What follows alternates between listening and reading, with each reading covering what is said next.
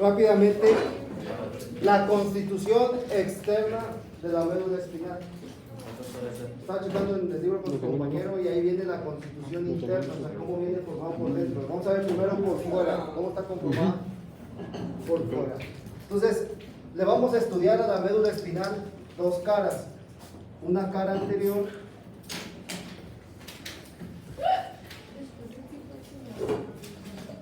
y una cara posterior.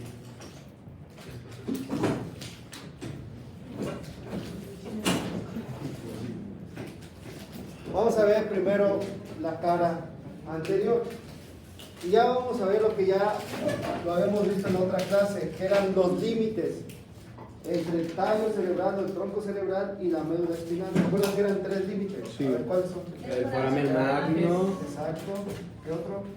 el turco, está muy raro, ¿no? De las pirámides. Entonces, Sí, la decusación de las pirámides. el primer nervio ¿Sí? espinal. Y donde emerge el primer Par de nervios espinal. par cervical o raquídeo o espinal. La degustación de la degustación,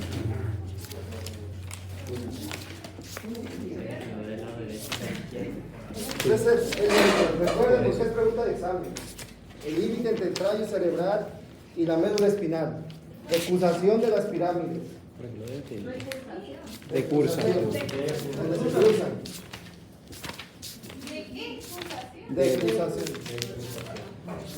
La segunda, la emergencia del primer par cervical, raquídeo o espinal. Y el tercero es el foramen magno. Ok, de ahí la médula espinal, cuando empieza a descender por las vértebras, hace dos ensanchamientos.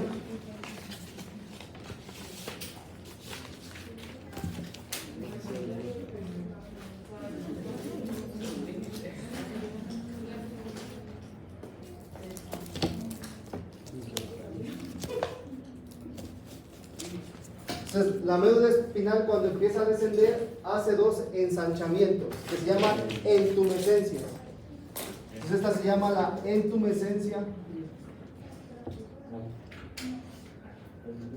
cervical y esta se llama la entumescencia lumbar. Sí. Entonces hace dos ensanchamientos. Una que se llama entumescencia cervical porque está a nivel de ¿qué? De las vértebras cervicales. Y otra que se llama la entumescencia lumbar que está en la parte o en la región lumbar. Entonces se dan cuenta, la médula espinal no es completamente lisa, sino que tiene ensanchamientos que se llaman entumescencias. Ok. En la última entumescencia, que es a nivel lumbar, ¿sí? La médula forma como si fuera un cono, ¿sí? Como si fuera un cono, y este se llama el cono medular. Entonces termina como si fuera un lápiz, ¿sí? Y a lo último, a esto último se le llama el cono medular.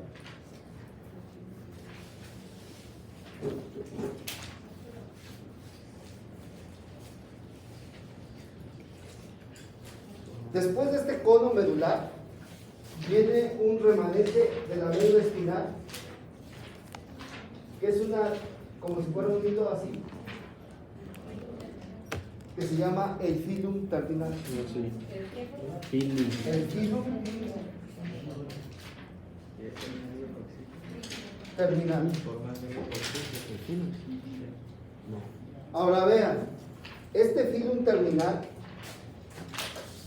acuérdense que la médula espinal también está rodeada por las tres capas de la meninge, que es la dura madre, la aracnoides y la pía madre. ¿Dónde está eso del cono medular? ¿Es donde está la cola de caballo? Sí, ahí es donde se forma la cola de caballo.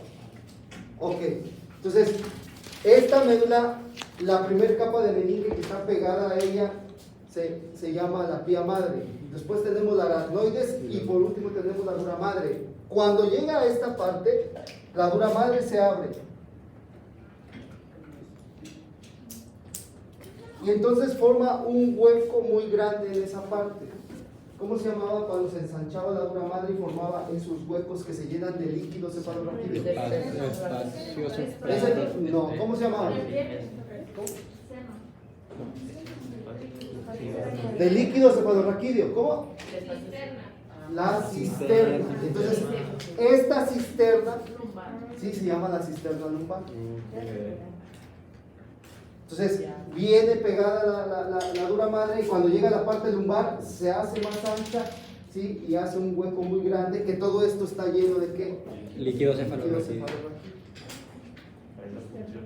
Ahí es donde se funciona. ¿Por qué? Porque no tienes médula espinal y hay muchísimo líquido. No te vas a ir aquí arriba porque...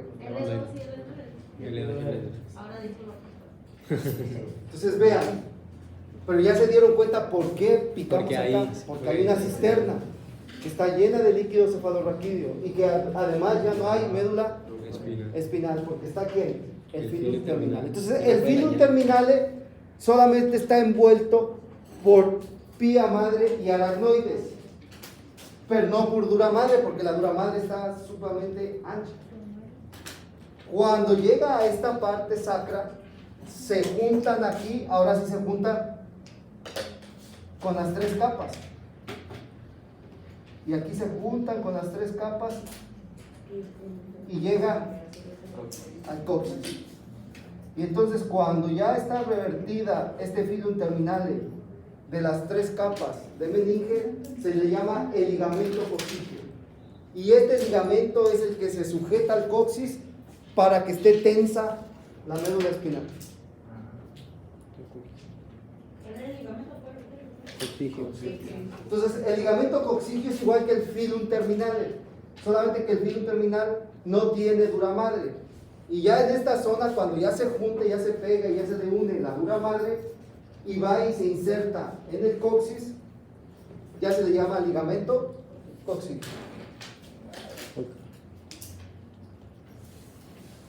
El filum terminal es entre el sacro y el coxis. Sí. No, eso no se arriba. No, ahí está. Entonces, las meninges que van a abarcar la parte inferior de la médula espinal van a terminar, Ya van a terminar juntas todas. Se abre primero, luego llega a cada parte final, se juntan y se sujetan en el coxis. En el ligamento Es- coxígeo. En el ligamento coxígeo. Bueno, hasta aquí vamos bien. ¿Qué es el filum y qué es el ligamento coxígeo? Bueno, vamos a ver que en esta parte tiene dos surcos. Un surco que viene por toda esta parte,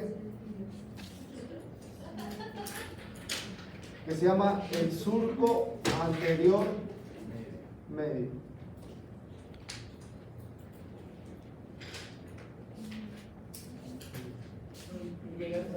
Hasta abajo. Y luego viene otro surco que viene al lado de él,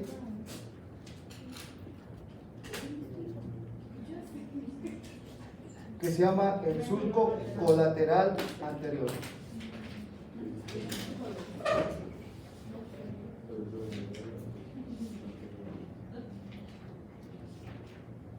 Y de este surco colateral anterior es donde nacen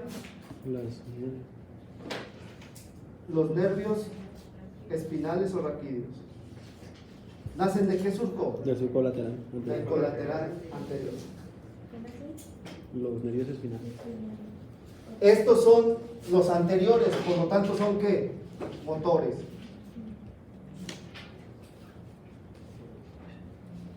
Si hiciéramos un corte de la médula espinal a esta altura, vamos a ver esto así, van a ver. Van a estar internos meñinos. Que esto es anterior y esto es posterior. Estas serían las astas anteriores y estas serían las astas posteriores. De aquí del surco colateral anterior nace un par craneal que se llama el motor. Y por acá atrás, por la parte posterior, igual por el surco colateral, pero ahora posterior, nace otro par craneal, pero este ¿qué es? Sensitivo. Y llegan al foramen vertebral y aquí se juntan. ¿Par craneal? Y entonces forman el primer nervio cervical. ¿Se llama par craneal también? También, porque Ok. son pares. Va pues sí. Espinal. Espinal. Entonces recuerden, todos los anteriores son ¿qué? Motores. Y todos son sensitivos. Si tú te dañas entonces esta parte de la médula espinal, ¿qué vas a perder? Lo sensitivo. Si tú te dañas esta parte de la médula espinal, vas a perder ¿qué? La cuestión motora. Por eso, dependiendo de un accidente, a veces pierde movilidades de las extremidades. De las ya sea extremidades, total, ya sea de una parte, de una O parcial. mano. Por eso deben de cuidar mucho Mejor era el término.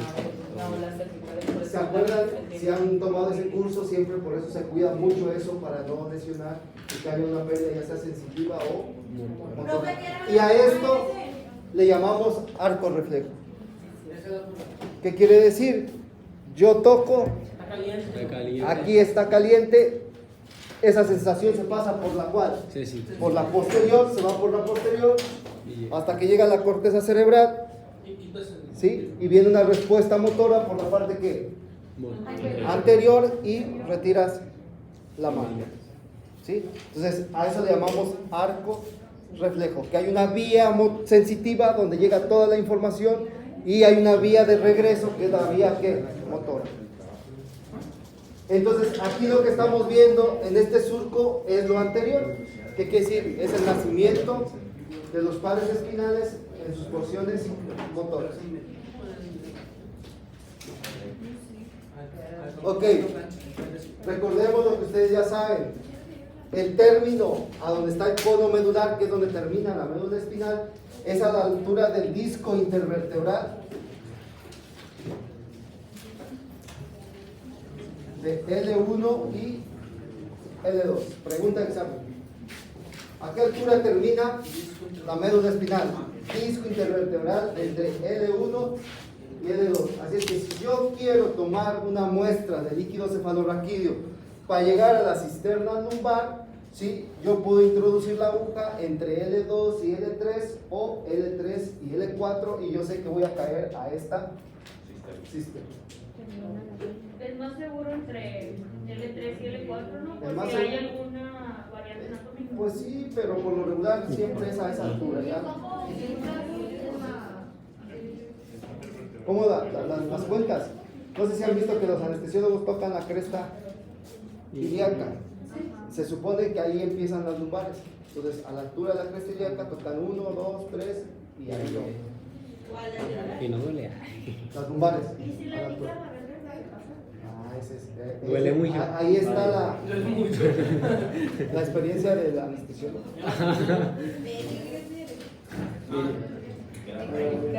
Aquí. Y uno vale caminando y que profe, pero diciendo que el primer que tiene realizado porque sale ¿Cómo? sale sangre. ¿Qué? Cuando meten el epidural. Ah, vean. ¿Está bien hecho o de todos modos está mal? Ahora vean, a esta altura, que ahorita vamos a ver que ahí es donde se forma la cola de caballo, a esta altura también ponen la anestesia. Ahora, siempre, no sé si se han dado cuenta, lo tienen que hacer con una aguja fina. ¿Por qué? Porque tú estás perforando esta que se llama ¿qué? Duramadre. ¿Sí? Y acuérdense que aquí este líquido cefalorraquídeo tiene una presión. ¿Cuál era la presión? De 10 a 12 o hasta 15 milímetros de mercurio. Cuando tú perforas, ¿sí? Y tú quitas una aguja que es delgada, automáticamente por la elasticidad de la duramadre se cierra para que no se fugue líquido cefalorraquídeo.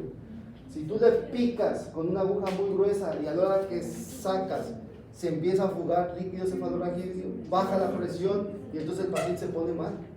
Y ahí lo que hacen los anestesiólogos cuando ya la regaron, ¿sí? Te sacan 10 centímetros de sangre y te la inyectan ahí para que se forme un coágulo Ahí está. y tape y ya no se esté ¿Y qué perdiendo. tanto tiempo tiene? Eso es la complicación. Si sale sangre o no, no pasa nada. El chiste es que se cierre y no vaya a salir líquido porque el paciente se empieza a poner mal porque le baja la presión. Ah, mi papá me platicó un caso que habían operado a un compañero de él, que no sé qué lo operaron, pero el caso es que le pusieron un epidural y no se le había cerrado Eso. el edificio y se estaba fuga por ahí. muy mal. Sí, Y el se doctor iba a urgencias y le dijo que se tenía que regresar porque si no se podía morir, que tenía muy poquito, como un minuto, porque se le estaba quedando el líquido. No, sí se sienten mal, pero tampoco no es tanto porque no se fuga así también. Eso le iba a decir, ¿cuánto tiempo tienes para...? No, es que se fuga poquito, pero el paciente se empieza a sentir mal. Ahora acuérdense que se fuga, pero se está produciendo. O sea, no es de que ya no se produce, se está produciendo. Produce 720 días. Ah, ya ves. Eso como máximo. Digo, familia. De 500 Ok, hasta aquí vamos bien. Sí. Ok, vamos a pasar a ver entonces ahora la cara posterior.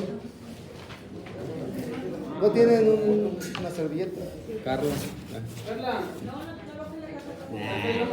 Qué casualidad. Ah, saca. Ochi, ándale, espérame. No, es de la misma cosa. Alexia.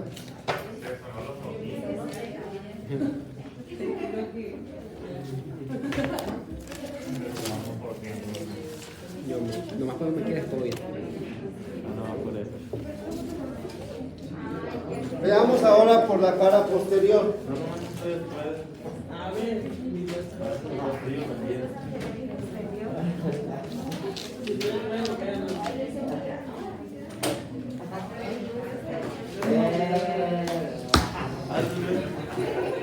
Vamos a ver ahora por la cara posterior. Por la cara posterior, lo único importante es que en la cara posterior, en lugar de formarse 2 surcos, se forman 4 surcos. Vean, El colateral. el primero que viene acá, que se llama igual, que se llama el surco medio posterior, que acuérdense que llegaba acá y aquí se unía con quién, con el ómnix, ¿se acuerdan?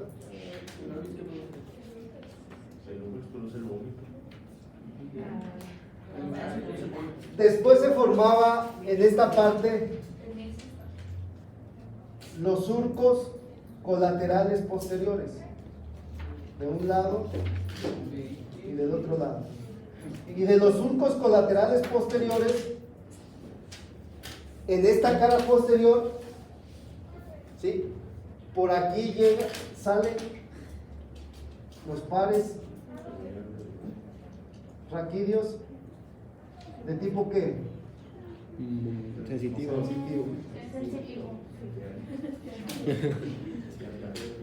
El del medio se llama medio posterior. Sí.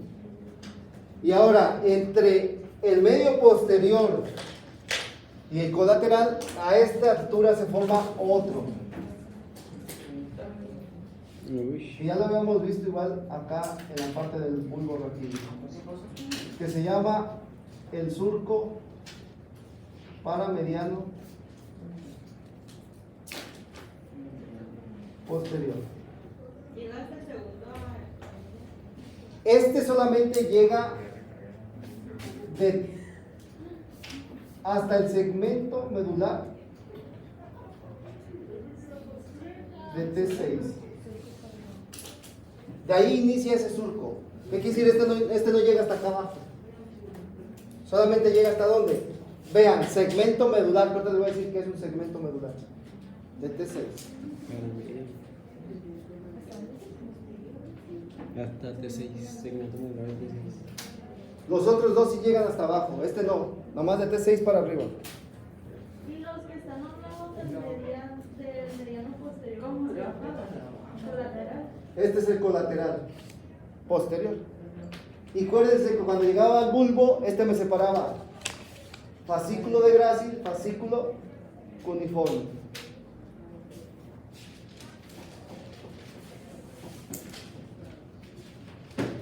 Ok, bueno, vean, las entumescencias cervicales se van a encontrar en los segmentos medulares de C4 a T1. ¿Qué quiere decir? En los segmentos de C4 a T1 ahí voy a encontrar el ensanchamiento.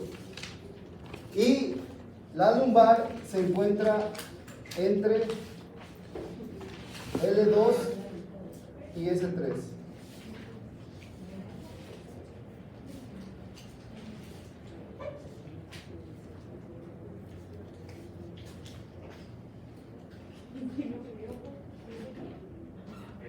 A ver, estamos hablando de segmentos medulares, no estamos hablando de las vértebras. No se confundan. O sea, no está a la altura de la vértebra C4 y T1, no, de los segmentos medulares de C4 a T1. Vamos a ver qué es un segmento medular entonces. Nosotros tenemos que la médula espinal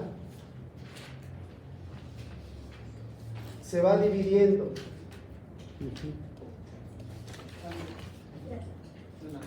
Y se divide en 8 segmentos medulares cervicales, 12 segmentos medulares torácicos, 5 segmentos medulares lumbares, 5 segmentos sacros y un segmento coxíneo. Vean, de cada segmento van a ser un nervio espinal o raquídeo.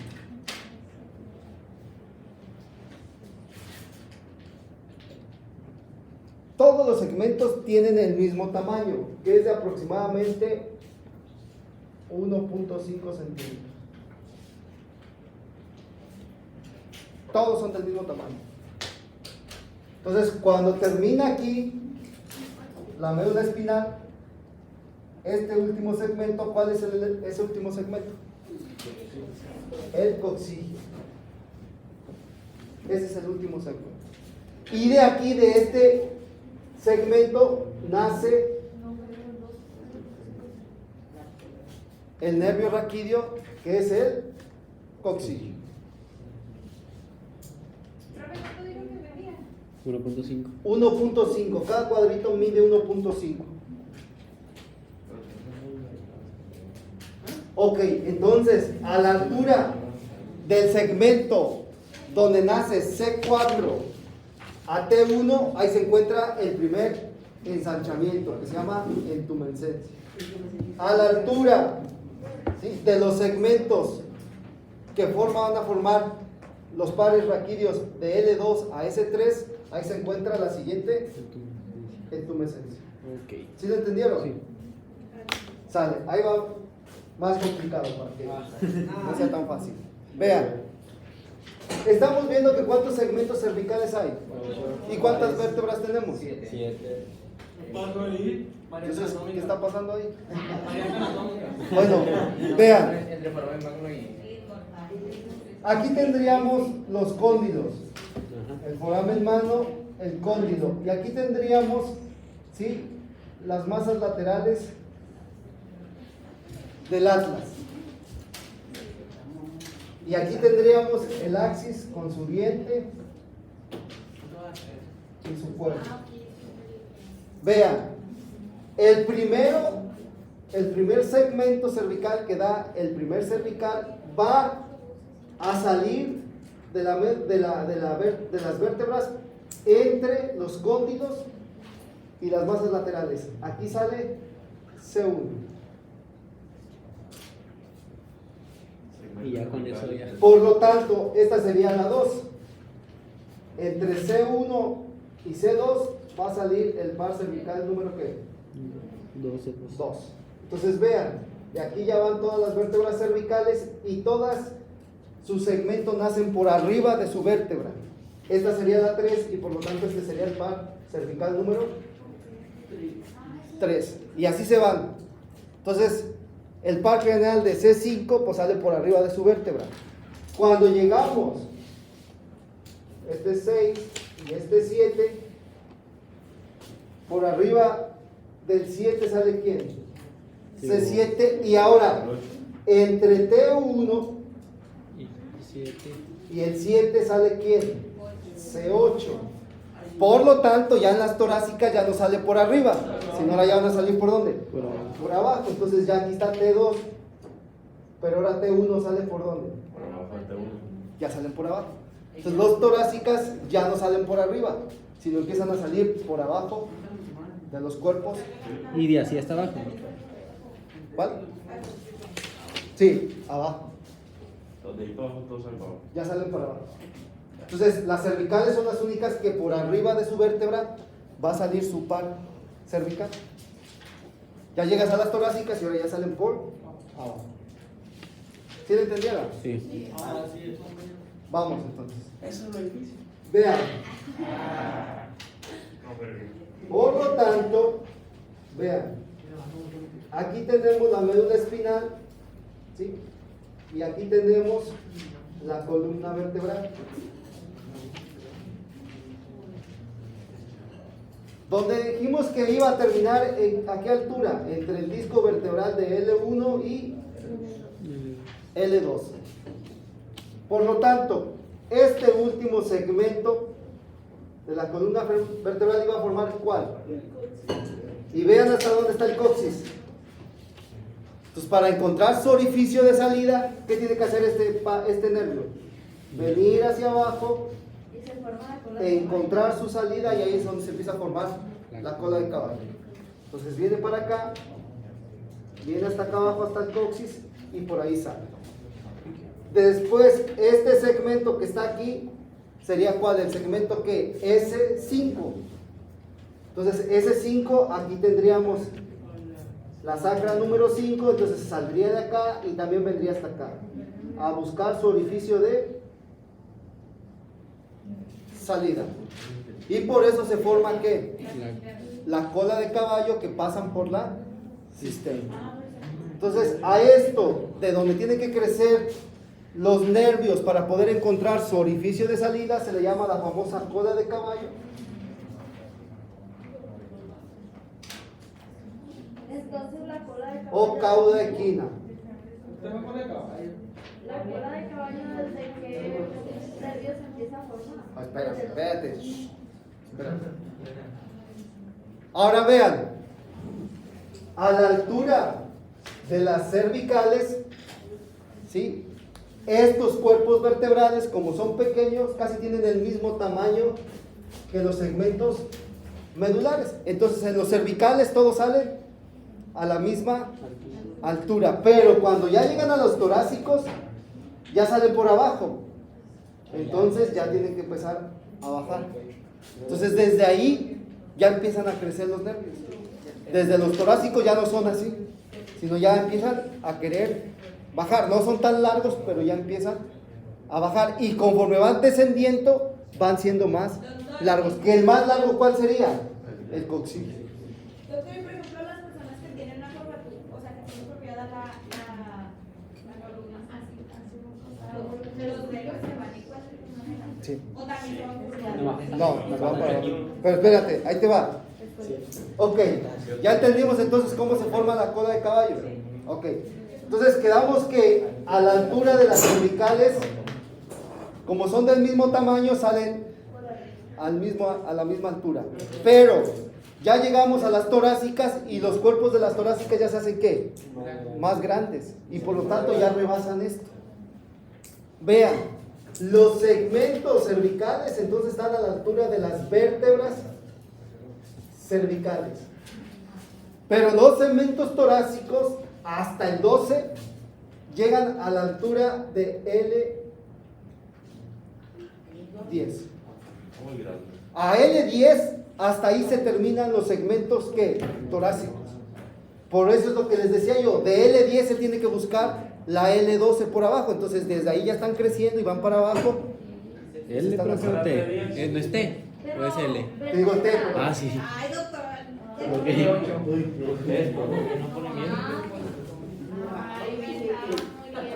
bien. ¿Dónde está esa? ¿Yo dónde? Ok, entonces, otra vez. Los segmentos medulares, todos los cervicales están a la misma altura de la vértebra. Era para eso tan feo. Pero los torácicos, como las vértebras ya se hacen más grandes, ¿sí? El segmento T12 va a llegar a la altura de ¿qué? Por lo tanto, si yo me lesiono, ¿sí? La columna vertebral, por ejemplo, una fractura o una hernia de un disco vertebral a nivel de T10, el par raquídeo afectado pues va a ser el 12, porque ahí llega. ¿Sí me expliqué? Sí. Sí. Sí, Porque estaba muy difícil, fácil. Pero sería por debajo de la vértebra T10. No, espérate. Ahora, entre T11 y T12 se encuentran los lumbares. ¿Qué quiere decir? Si yo me lesiono en estas vértebras, los segmentos afectados van a ser ¿cuáles? Los lumbares. A pesar de que son las vértebras ¿qué? Torácicas. Pero porque hasta ahí llegan. Ujú. Yo sí entendí. ¿Sí lo entendieron? Sí. Sí, Ay, yo te veo con cara de guada, así como que no sé qué está diciendo. ¿Segura? De T11 T12 hay 5 pedacitos, ¿no? Ahí hay 5 pedacitos en ese espacio. ¿Sí? Por lo tanto, en L1 se va a encontrar ¿quién? Los sacros y los coxigios, porque termina en L1. Acuérdense que en L2 ya no hay. En el 1 y 6. En L1 hay 6. Pero acuérdense que las vértebras lumbares son así, Sí, también. de grandes. Era en riñón. ¿O qué es lo que parecía? Entonces, si yo tengo un traumatismo, bueno, yo no, otra persona, y se fractura L1, los segmentos afectados van a ser los sacros y los coxigios. O cool right. O sea, no necesitas fracturarte el sacro porque digas, me fracturé, me lesioné los nervios sacros. No, hasta acá arriba, porque de ahí nacen los segmentos que van a formar esos nervios. Porque la fractura del sacro no te afecta ni. O el material para Pues mi realmente es, posición. porque ahí está la cola de caballo, o sea, no hay Porque mucha la afectación. de los segmentos de la flor espinal. Ay, no, Anthony. Siempre son. Para que vea. Ok, ¿tienen alguna duda, pregunta?